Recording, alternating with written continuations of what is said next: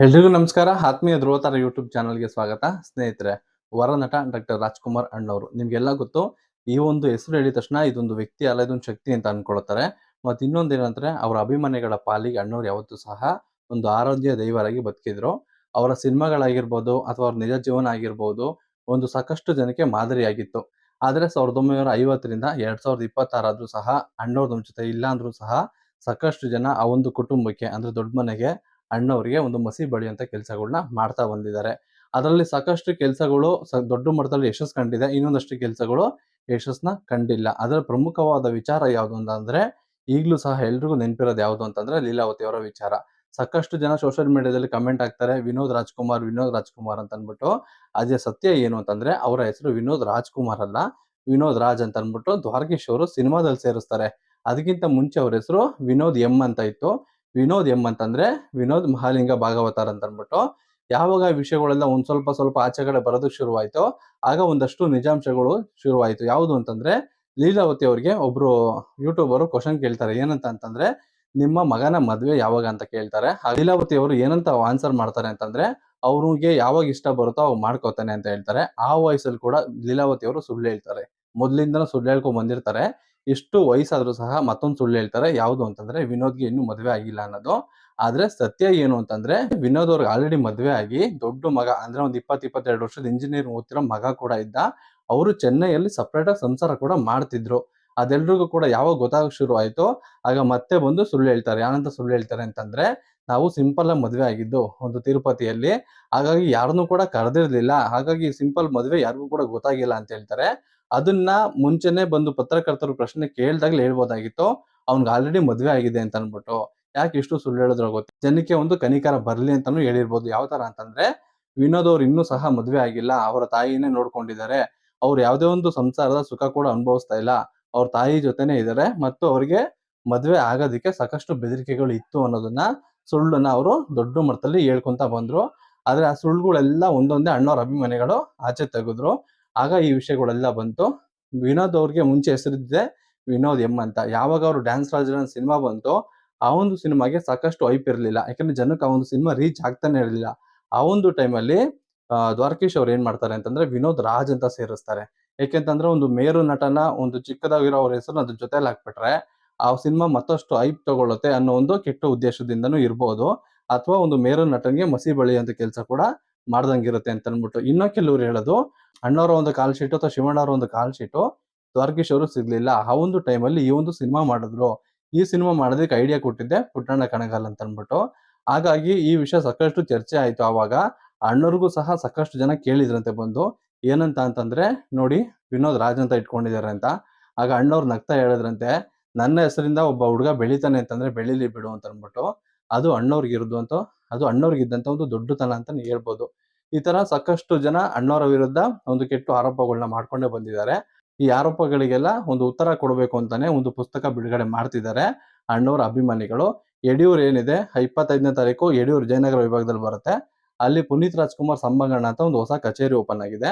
ಅಲ್ಲಿ ಈ ಒಂದು ಬುಕ್ಕು ಬಿಡುಗಡೆ ಕಾರ್ಯಕ್ರಮ ಇರುತ್ತೆ 25ನೇ ತಾರೀಕು. ನಿಮಗೆಲ್ಲ ಆ ಒಂದು ಪುಸ್ತಕ ಓದಿದ್ರೆ ನಿಮ್ಗೆಲ್ಲಾನು ಕೂಡ ಡೀಟೇಲ್ ಆಗಿ ಸಿಗುತ್ತೆ. ಲೀಲಾವತಿ ಅವರ ಗಂಡ ಯಾರು, ಮತ್ತೆ ಚೆನ್ನೈಯಲ್ಲಿ ಅವ್ರು ಎಷ್ಟು ಆಸ್ತಿ ಮಾಡಿದ್ರು, ಅದೆಲ್ಲ ಹೆಂಗ್ ವರ್ಗಾವಣೆ ಆಯ್ತು ಅಂತ ಅಂದ್ಬಿಟ್ಟೆಲ್ಲ ನಿಮ್ಗೆಲ್ಲ ಸಾಕಷ್ಟು ವಿಷಯಗಳು ನೆನಪಿರುತ್ತೆ. ಕೆಲವೊಂದು ಯೂಟ್ಯೂಬ್‌ಗಳಲ್ಲಿ ಕೂಡ ಸಂದರ್ಶನಗಳಲ್ಲಿ ಹಿರಿಯ ನಿರ್ದೇಶಕರುಗಳು ಮಾತಾಡಿದ್ದಾರೆ. ಯಾವ ತರ ಅಂತಂದ್ರೆ, ಲೀಲಾವತಿ ಅವರು ಅಣ್ಣವ್ರ ಸಿನಿಮಾ ಮಾಡ್ಬೇಕಾದ್ರೇನೆ ಅವ್ರಿಗೆ ಆಲ್ರೆಡಿ ಮದ್ವೆ ಆಗಿತ್ತು. ಅವರೊಂದು ಮಗುನ ಕೂಡ ಸೆಟ್‌ಗೆ ತಗೊಂಡ್ ಬರ್ತಿದ್ರು ಅಂತ ಅನ್ಬಿಟ್ಟು. ಆ ಮಗು ಯಾವುದು ಅಂತಂದ್ರೆ ಇದೇ ವಿನೋದ್ ಅವ್ರನ್ನ ಲೀಲಾವತಿ ಅವರು ಸೆಟ್‌ಗೆ ತಗೊಂಡ್ ಬರ್ತಿದ್ರು. ಆ ಒಂದು ಟೈಮಲ್ಲಿ ಅಣ್ಣವ್ರು ಮಗು ಜೊತೆ ಮಾತಾಡ್ತಾ ಹಂಗೆ ಫೋಟೋ ತೆಗೆಸ್ಕೊಂಡಿರ್ಬೋದು.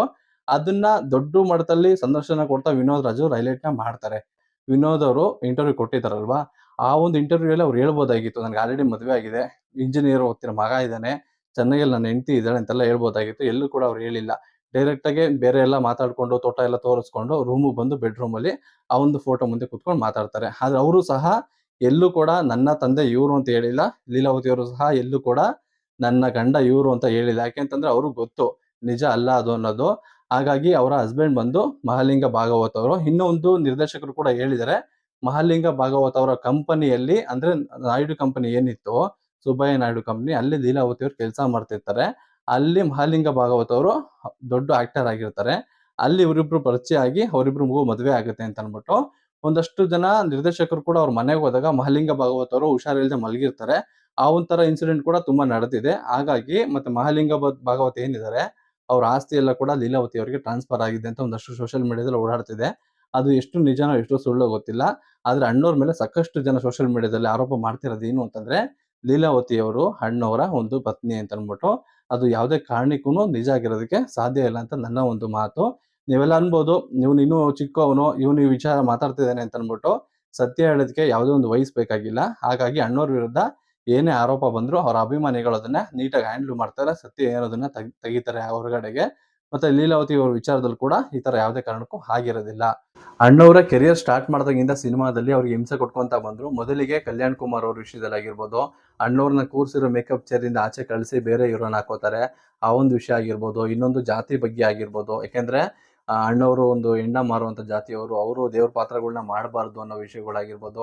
ಈ ತರ ಸಾಕಷ್ಟು ವಿಚಾರಗಳಲ್ಲಿ ಅಣ್ಣವ್ರಿಗೆ ಹಿಂಸೆ ಕೊಟ್ಟಿದ್ದಾರೆ. ಮತ್ತೆ ಊಟಿಲಿ ಅಣ್ಣವ್ರ ಮೇಲೆ ಅಟ್ಯಾಕ್ ಮಾಡಿಸಿದಾಗಿರ್ಬೋದು. ಈ ತರ ಘಟನೆಗಳಿಂದ ಸಾಕಷ್ಟು ಅಣ್ಣವ್ರು ನೊಂದಿದ್ರು. ಆ ಒಂದು ನೊಂದಿದ್ಕೆ ಅನ್ಸುತ್ತೆ ಅಣ್ಣವ್ರು ಇಷ್ಟು ದೊಡ್ಡದಾಗಿ ಒಂದು ಕೆತ್ತನೆ ಮೂಲಕ ಒಂದು ದೊಡ್ಡ ಶಿಲ್ಪಿ ಆಗಿರೋದು. ಅಣ್ಣವ್ರಿಗೆ ಯಾರ್ಯಾರು ನೋವು ಕೊಟ್ರು ಅವ್ರು ಯಾರು ಕೂಡ ಇಂಡಸ್ಟ್ರಿಯಲ್ಲಿ ಮುಂದೆ ಬರ್ಲಿಲ್ಲ. ಅಥವಾ ಅವ್ರು ಯಾರು ಸಹ ಒಂದು ನೆಮ್ಮದಿಯಿಂದ ಜೀವನ ಕೂಡ ಕಳೀಲಿಲ್ಲ. ಕಡೆ ಟೈಮಲ್ಲಿ ಅವ್ರು ಯಾವ ತರ ಆದ್ರು ಅನ್ನೋದು ಕೂಡ ನಿಮ್ಗೆಲ್ಲ ಗೊತ್ತಿದೆ. ಹಾಗಾಗಿ ಅಣ್ಣವ್ರು ಯಾರಿಗೂ ಕೂಡ ಕೆಟ್ಟದ್ ಮಾಡ್ಲಿಲ್ಲ, ಎಲ್ಲರಿಗೂ ಕೂಡ ಒಳ್ಳೇದನ್ನ ಬಯಸಿದ್ರು.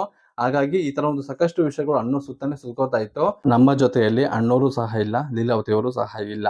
ಆದ್ರೆ ಇನ್ಮುಂದೆ ಆದ್ರೂ ಕೂಡ ಈ ತರ ಒಂದು ಕೆಟ್ಟು ಆರೋಪ ಮಾಡೋದನ್ನ ಬಿಡಬೇಕು. ಲೀಲಾವತಿ ಅವರೇ ಒಂದು ಇಂಟರ್ವ್ಯೂಲಿ ಹೇಳಿದ್ದಾರೆ. ಏನಂತ ಹೇಳಿದ್ದಾರೆ ಅಂತಂದ್ರೆ, ರಾಜ್ ಲೀಲಾ ವಿನೋದ ಪುಸ್ತಕ ಏನ್ ಬಿಡುಗಡೆ ಮಾಡಿದ್ರು, ಅದರಲ್ಲಿ ನಾನು ಹೇಳಿರೋದ್ನೆಲ್ಲ ಕೂಡ ರವಿ ಬೆಳಗೆ ಅವರು ಬರೆದಿದ್ದಾರೆ. ಆದ್ರೆ ಅದಕ್ಕೆ ಸ್ವಲ್ಪ ಅವರದೇ ಒಂದು ಶೈಲಿಯಲ್ಲಿ ಬರೆದಿದ್ದಾರೆ ಅಂತ ಅಲ್ಲಿ ಹಾಕಿದ್ದಾರೆ. ಹಾಗಾಗಿ ನಿಮ್ಗೆಲ್ಲ ಗೊತ್ತಾಗುತ್ತೆ ಅದರಲ್ಲಿ ಅರ್ಧ ಸತ್ಯ ಇದ್ರೆ ಅರ್ಧ ಸುಳ್ಳು ಇರುತ್ತೆ ಅಂತ ಅಂದ್ಬಿಟ್ಟು.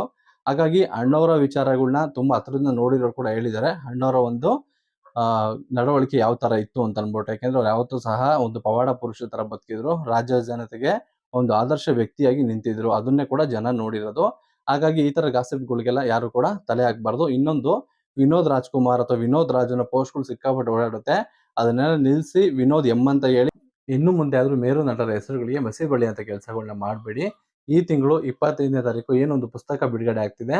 ಆ ಒಂದು ಪುಸ್ತಕದಲ್ಲಿ ಲೀಲಾವತಿ ಅವರ ಒಂದು ಜೀವನ ಇರ್ಬೋದು, ಅಥವಾ ಅವರ ಗಂಡ ಏನಿದ್ದಾರೆ ಮಹಾಲಿಂಗ ಭಾಗವತ್ ಅವರ ಜೀವನ ಮತ್ತು ವಿನೋದ್ ಅವರ ಜೀವನ, ಇದ್ರ ಬಗ್ಗೆ ಎಲ್ಲ ಕಂಪ್ಲೀಟ್ ಮಾಹಿತಿ ಇರುತ್ತೆ ಅಂತ ಅನ್ನೋ ಒಂದು ನಿರೀಕ್ಷೆ ಕೂಡ ಇದೆ.